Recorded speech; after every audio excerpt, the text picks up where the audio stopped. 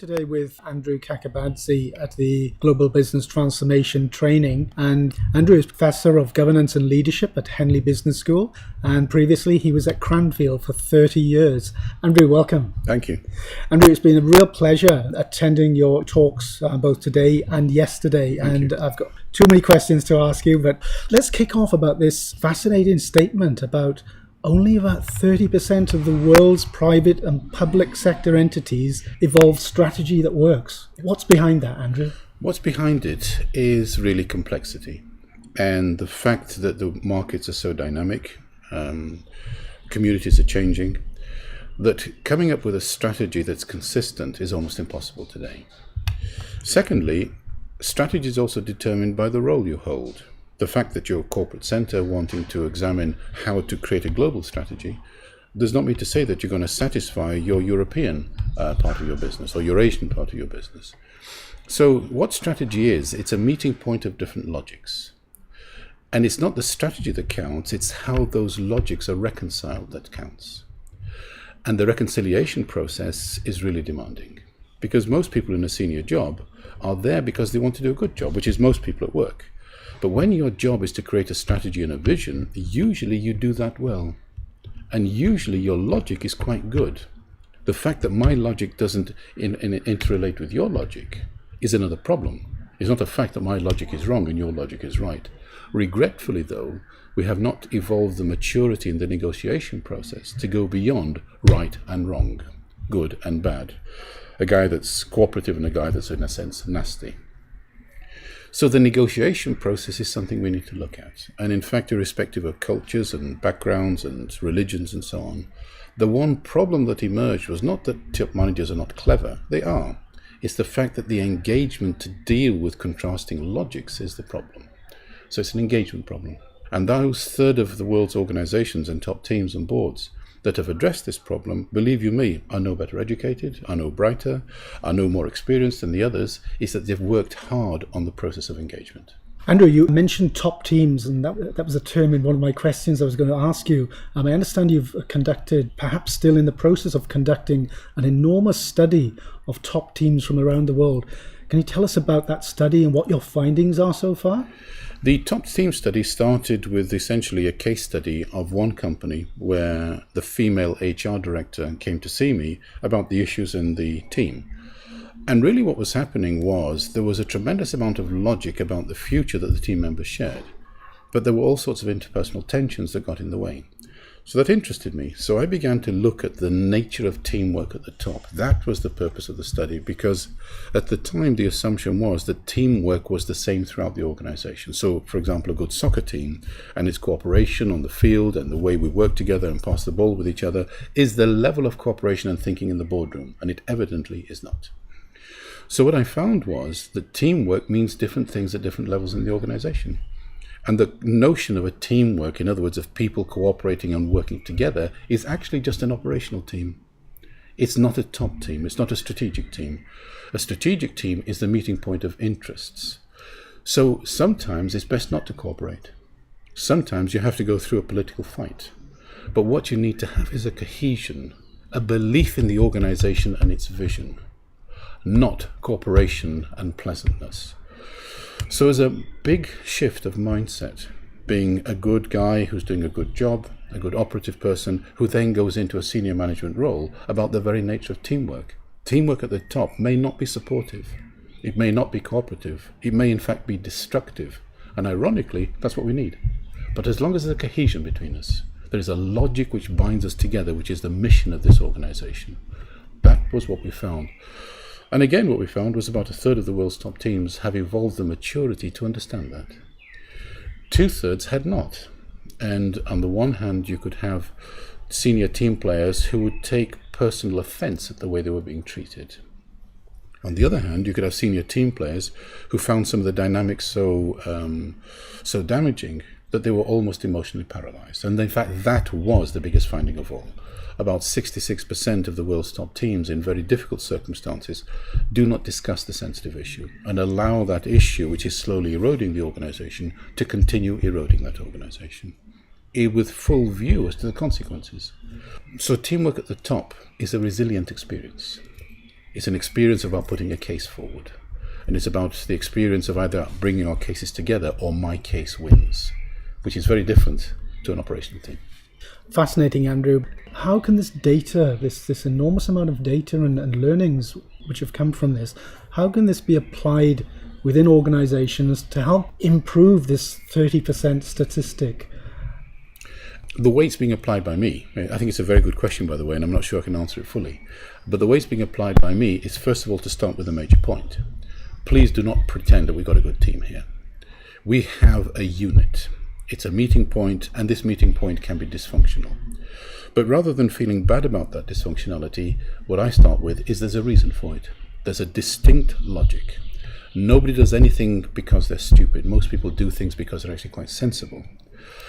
So once you've got that as an accepted fact, and it takes a bit of time to work to that there is something really strong about the reason we're doing all this, then we can begin to start with the issues. What is the nature of the issues that divide us?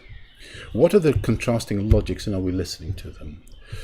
Do some of the team players actually have to just give up on their vision, which is a very difficult thing to do, because it means giving up on the fact that you have to give up perhaps doing less well for your budget in order to do more well for the corporate good. And yet what's happening is you're being rewarded on whether you can hit your objectives. So we get then into a debate about the reality of what reconciliation means. And then we look at the personal processes as to how we go about reconciliation. So in a sense, you take out the emotional harm and the emotional tensions from the process so that you can come up with a logic that's at least acceptable. And that in many ways is reality. A good team is working to a logic that's acceptable, knowing only too well that if you have a change of team player, it all starts from the beginning again. So in a sense, what you're helping people do is deal with a very different form of diversity. There's a logical diversity and a rational diversity, but then the emotional diversity of getting engagement and winning that engagement, knowing that it's there for a while. And with changes of players, changes of context, changes of circumstances, next year things are going to be different. So we're all friends this year, we know only too well it won't be next year. But we have to live through that. So that's what I'm doing. I'm actually trying to introduce an alternative form of diversity, thinking and acting at the top. And what I find in many of the accepted disciplines, they only go as far as thinking. And the idea being that if we rationally can agree this, then things will sort of pan out. And my experience is they don't. It's a very bold thing to do, Andrew, to try and change things at the top. And I know you're doing an awful lot of work to uncover what can be done to improve things. How ready are leaders to embrace this new research and recommendations as to how to improve their organizations and work perhaps in a very radically different way to what they've been used to working in? You never know, is the answer. You really never know. And don't think that readiness is consistent. I've come across teams and chief executives who in this situation with this team were very ready to accept feedback, very ready to accept a different way of operating. They knew they had to go through some pain. They knew there were going to be sacrifices, but they went through them. The same leader in a different organization 3 years later calls me in to find out that that person is not ready. So readiness, number one, is not a consistent state of mind. It's a state of mind driven by context.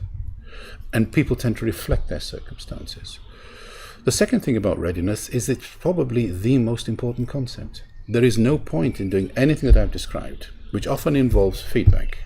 The feedback is often people getting to talk to each other about the reality that they face, that they've not been able to talk to up to now. But if there isn't the resilience and the readiness to accept that, you tend to make things worse. So I'm deeply conscious when I go into organizations that from my own background, which was sort of medical and psychiatric training, I don't make things worse. And I'm very aware that I could. So I'm working at two levels. I'm working at a level which is back off. They're not ready. They don't want you. They don't need you. They'll need you at some time in the future, or they'll never need you. But theoretically, they do need me, but not the way they are now. Because if I act now, I will make things worse.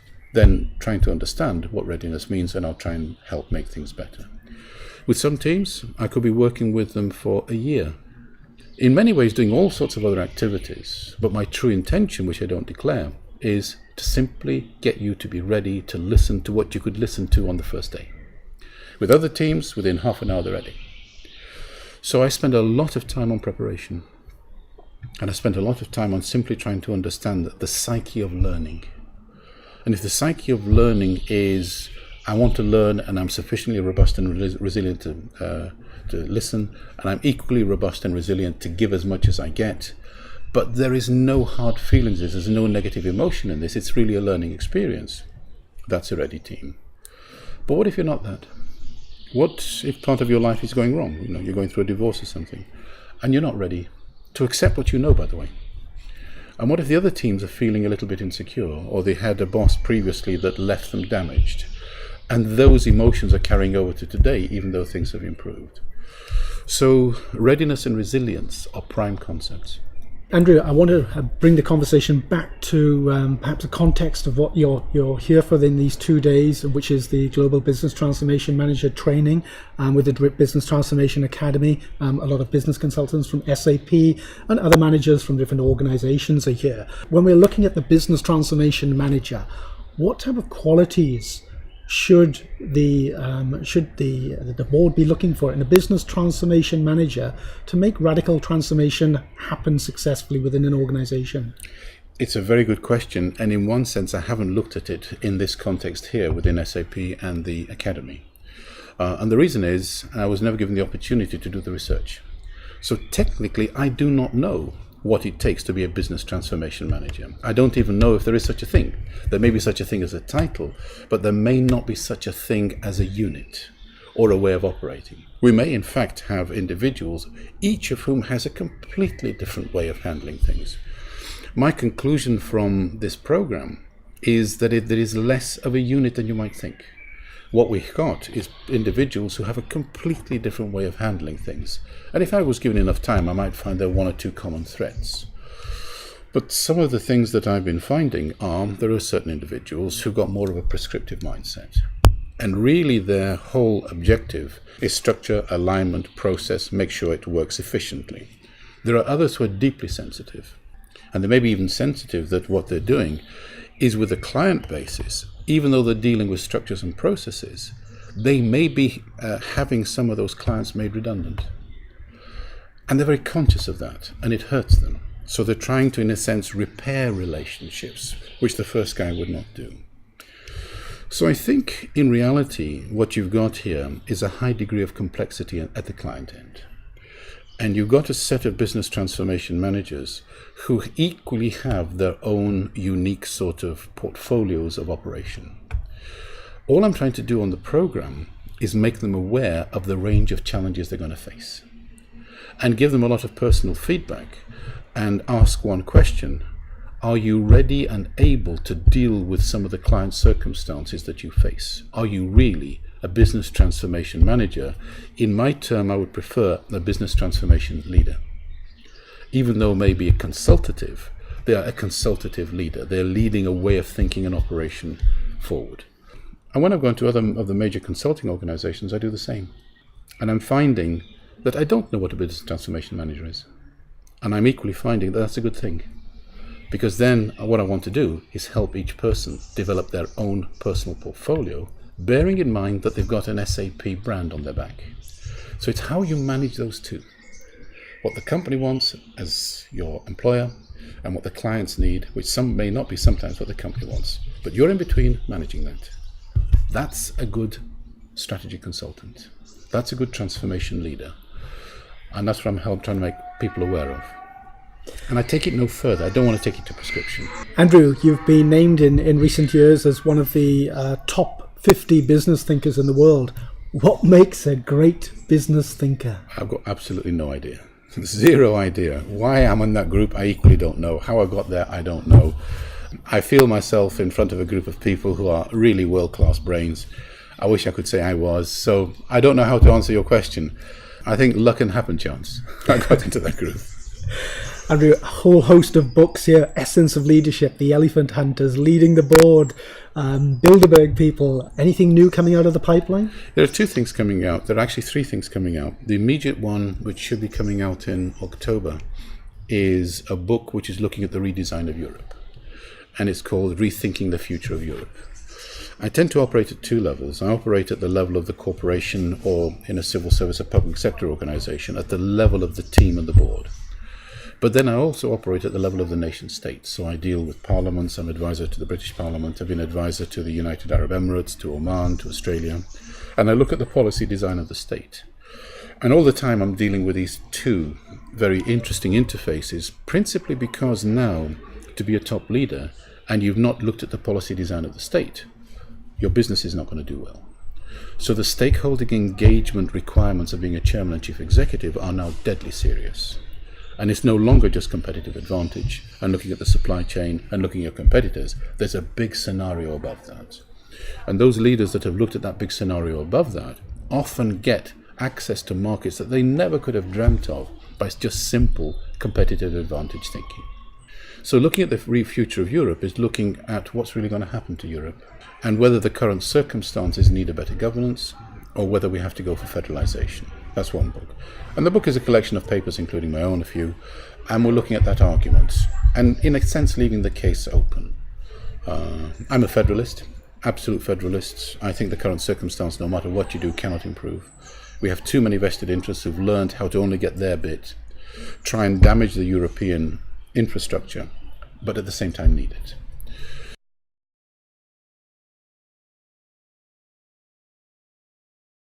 The other book is really looking at the discussion that we've just had, and it's a book that's being written right now and hopefully will be ready by September, on engagement and the reality of how we realize strategic engagement. There is a third book in the pipeline, which is then the actual engagement skills.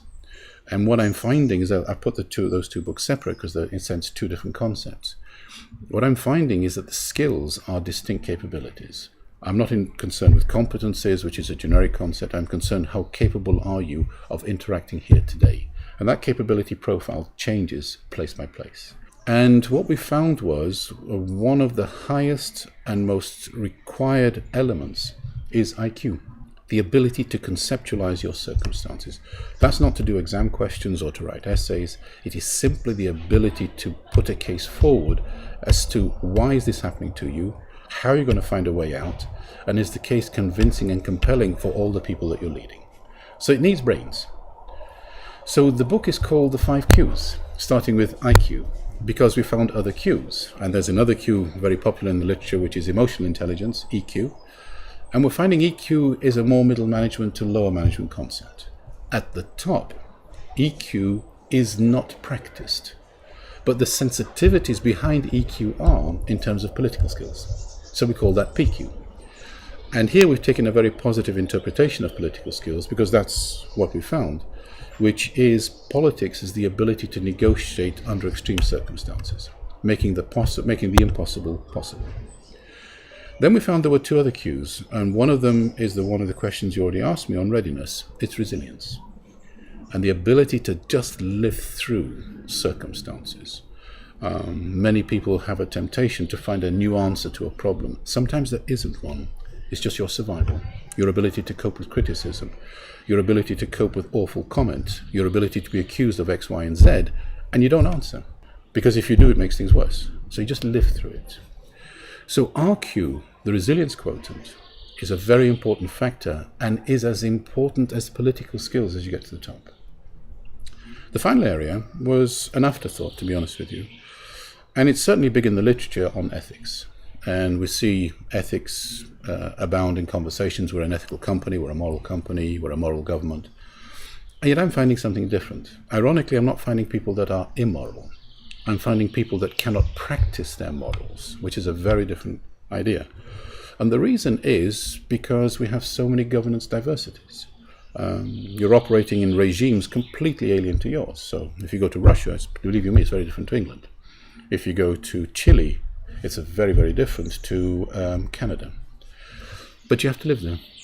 And you have to deal with the bribery, the corruption, the reality of what's there. So how do you put a case forward that you are a moral company when in fact you are? And yet you have to enter into transactions that you don't like. What was interesting was to watch the legislation that's emerging, which says we don't bribe. And if you get caught, you go to prison. we found many companies genuinely trying to do something about the bribery in their supply chain. And they may be going from Romania to wherever, Nigeria. Do you know it takes on average 2 years to clean out bribery? Because many people in the supply chain don't want to bribe either. But can you afford to stop contracts just like that? Can you afford to make people unemployed? Can you afford to kill expertise? Can you afford to kill your total position in that market? You can't. What you do is you progressively change the nature of contracts and change the whole culture of company by company by company in that chain. The irony is, you're trying to do a good thing, and you could get caught a year and a half into the exercise and go to prison. So that's a minority of companies. The majority deny. They do something in the background and do the best they can cover it up. So we find MQ is very important. It's spoken of as it's big, its practice is actually very low. So that's called the 5 Qs. Andrew, absolutely fascinating talking to you now and spending the last 2 days with you. Thank you very much. It's my great pleasure. Thank you.